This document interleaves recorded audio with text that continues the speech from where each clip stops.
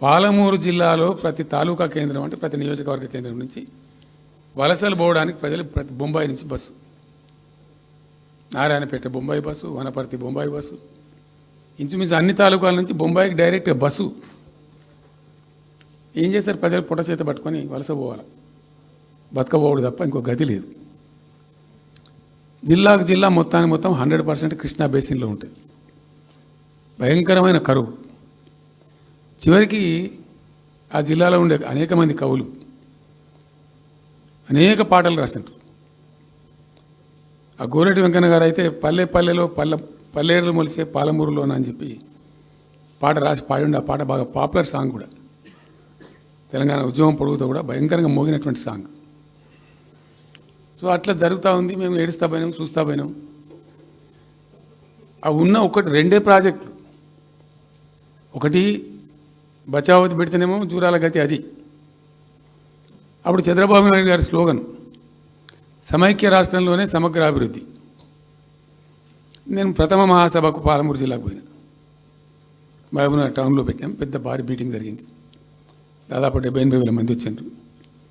ఆ మీటింగ్లో నాకు బాగా కోపం వచ్చి, ఏమయ్యా చంద్రబాబు నాయుడు, అప్పటికి ఏంటంటే కర్ణాటకకి కొంత ముంపు ప్రాంతం ఏమిటి, జూరాల ప్రాజెక్టులో ఏంటంటే కొద్ది ముంపు ప్రాంతం కర్ణాటక రాష్ట్రంలో ఉంటుంది. ఒక 13 కోట్ల రూపాయల వరకు కాంపెన్సేషన్ కట్టాల్సి ఉండే, కట్టడు, ₹1 కట్టడు.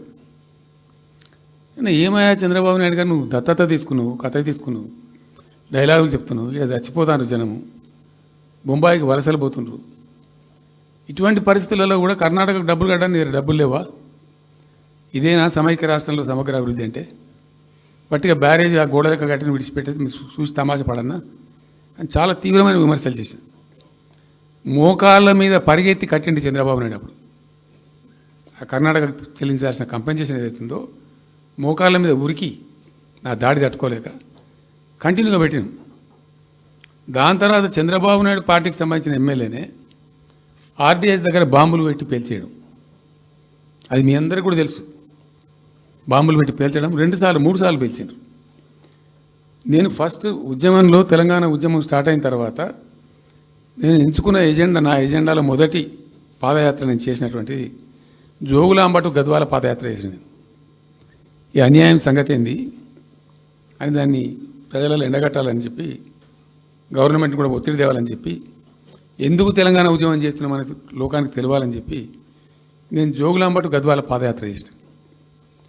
దాన్ని మొత్తం అసలు కంప్లీట్ 80,000 ఎకరాలకు బారాల్సినటువంటి ఆ ఆర్డీఎస్ కెనాలు 15,000 ఎకరాలు, 10,000 ఎకరాలు, 20,000 ఎకరాలకు వచ్చింది, తగ్గిపోయింది. అడిగే నాతులు లేడు.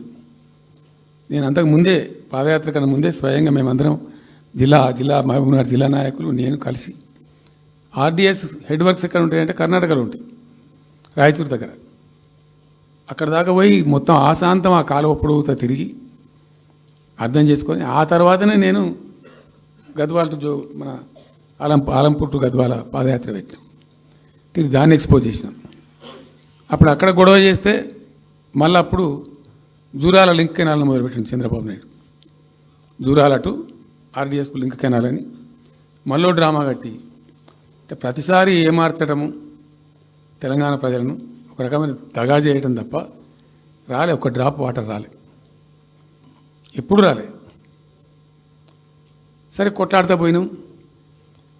ప్రజలు బాగా కలిసి వచ్చిండ్రు, సందర్భం కలిసి వచ్చింది, తెలంగాణ అదృష్టం బాగుంది, తెలంగాణ రాష్ట్రం ఏర్పడింది. ఇదంతా కూడా మీకు అన్నముందు జరిగిన చరిత్ర.